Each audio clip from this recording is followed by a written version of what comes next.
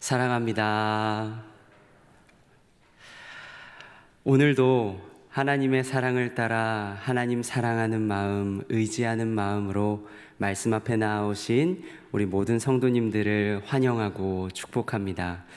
오늘 저는 말씀을 나누기에 앞서서 우리와 하나님의 사이를 더 깊은 사랑으로 인도하는, 안내하는 한 가지의 질문을 드리려고 합니다. 성도 여러분, 여러분이 가장 최근에 하나님께 사랑 고백을 드렸던 적은 언제이신가요? 물론 쑥스럽게 사랑 고백이라 할 것까지 있나요? 하나님 사랑하니까 찬양하는 자리에 나오고, 하나님 사랑하니까 기도하는 자리, 예배하는 자리에 나오는 것이지요 라고 말씀하시면서 특별하게 기억나는 것은 없다고 말씀하실 분도 계실 것 같습니다. 물론 그 말씀도 정말 틀린 것은 아닙니다. 그런데 이렇게 생각해 볼 수도 있을 것 같아요. 만일 부부 사이에 배우자가 상대 배우자에게 내가 당신을 사랑하니까 함께 살고 있는 거지, 당신을 사랑하니까 같이 밥도 먹는 거야 라고 이야기를 한다면, 성도 여러분은 이 이야기를 사랑 고백이라고 여기실 수 있으실까요? 아마 조금은 애매하다라고 생각하시거나 대답하실 수도 있을 것 같습니다. 그렇다면 왜 그럴까요? 그것은 아마 고백이라는 단어의 의미 때문일 것 같아요. 고백이라는 단어는 솔직하게 있는 그대로 표현한다는 뜻이지요. 그렇다면 사랑 고백은 어떻게 해석할 수 있을까요? 나에게 특별한 누군가에게 사랑하는 마음을 있는 그대로 표현하는 것이라고 이야기할 수 있을 것입니다. 물론 그 표현은 정말 다양하게 나타날 것 같습니다. 누군가에게는 내가 하고 싶은 일을 하지 않는 것, 포기하는 것으로 그 사랑이 표현되기도 하고요. 또 누군가에게는 사랑하기 때문에 잠깐의 부끄러움을 견디는 것으로 그 사랑을 표현하기도 합니다. 또 누군가에게는 나에게 익숙하지 않은 일을 사랑하기 때문에 하는 것으로 사랑을 표현하기도 할 것입니다. 분명한 것은 그렇게 사랑을 있는 그대로 표현하는 것은 표현받는 사람이나 표현하는 사람 모두에게 쉽게 잊혀질 만한 것은 아니라는 것입니다. 그런데 놀랍게도 우리 하나님께도 마찬가지인 것 같습니다. 그렇다면 우리 하나님은 어떤 사랑 고백을 받기를 원하시고, 또 오늘 우리는 어떻게 하나님께 사랑을 고백해야 하는 것일까요? 오늘 말씀에는 예수님과 함께 등장하는 두 사람이 우리에게 눈에 보여집니다. 한 사람은 하나님을 사랑하는 것에 조금도 부족함이 없어 보이는 말씀에 능통한 시몬이라는 이름의 바리새인이고요. 또 한 사람은 동네에서 죄인이라고 알려져 있는 한 여인입니다. 그런데 만일 누군가가 이 두 사람 중에 누가 더 하나님을 사랑합니까? 라고 묻는다면 일반적으로는 바리새인이라고 대답하는 것이 자연스러울 것입니다.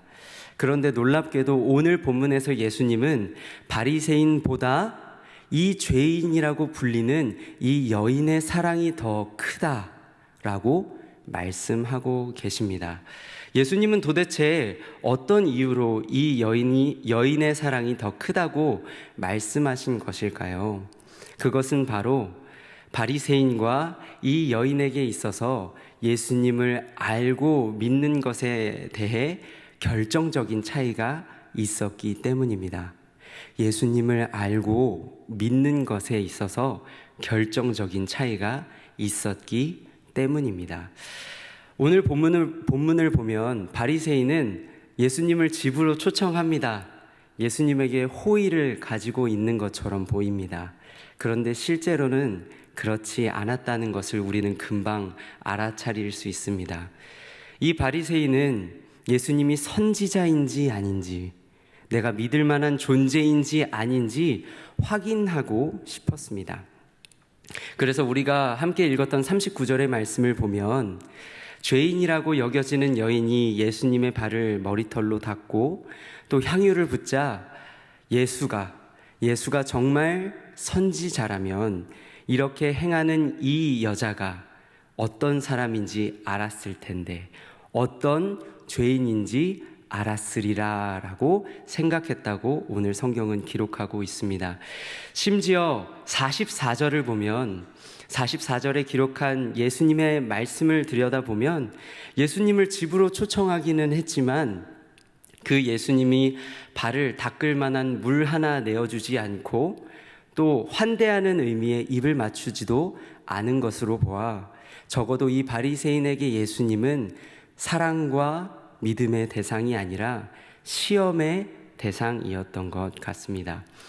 그렇다면 오늘 죄인이라고 한 동네에서 죄인이라고 여겨지는 이 여인은 도대체 예수님께 어떻게 대하였을까요? 이 여인은 갚을 능력이 없는 중에 500데나리온이나 되는 정말 어마어마한 금액을 탕감받은 자처럼 해결할 수 없는 죄의 문제를 해결함 받고 구원받은 사람처럼 예수님을 대한 것을 우리는 볼 수 있습니다. 예수님의 발치에 서서 눈물로 그 발을 적시고 또 머리털로 그 발을 닦으며 입을 맞추고 향유를 부었다고 성경은 기록하고 있습니다. 당시에 발을 닦는 것은 노예들이 하던 일이라는 것을 생각할 때 이 여인이 자신의 머리털로 그 발을, 예수님의 발을 닦은 이 행동은 적어도 그 여인에게 있어서 매우 수치스러운, 나는 노예나 다름없습니다라는 것을 인정하는 행동으로 여겨질 수 있었습니다. 하지만 예수님을 사랑했던 이 여인에게 그 행동은 조금도 수치스러운 것으로 여겨지지 않았던 것 같습니다. 또한 값비싼 향유를 붓는 행동 역시 누군가는 그 행동을 보면서 낭비다라고 비난할 수 있었지만 적어도 그 여인에게 예수님을, 구주 예수님을 사랑했던 여인에게 있어서는 그 향유가 조금도 아깝지 않았던 것 같습니다. 그 여인에게 예수님은 시험의 대상이 아니라 사랑과 믿음의 대상이었던 것입니다.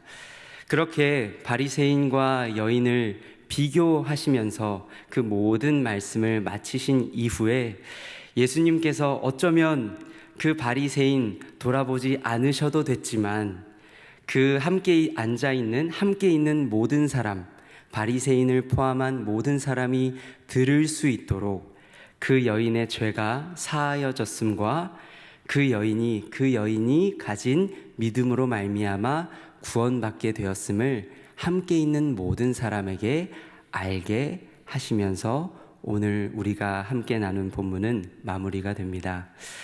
말씀을 맺겠습니다. 사랑하는 성도 여러분, 우리는 어떻게 우리를 사랑하신, 우리를 위해 목숨을 아끼지 않으신 예수님께 사랑을 고백할 수 있을까요?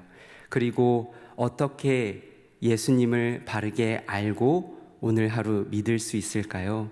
첫 번째로는 우리는 경계함으로 예수님께 대해 사랑을 고백할 수 있습니다. 무엇을 경계해야 할까요? 바로 죄인의 구주 앞에 있음에도 불구하고 나의 그 죄가 아니라 다른 누군가의 죄를 바라보며 여전히 예수님을 초청했다고는 하나 시험의 대상으로 여기는 나의 마음을 경계함으로 우리는 하나님께 사랑을 고백할 수 있습니다. 그리고 두 번째로 우리는 예수님을 우리의 구주로 바로 알고 믿으며 그 예수님께 우리의 아낌없는 사랑의 고백을 드리며 우리는 사랑을 고백할 수 있을 것입니다.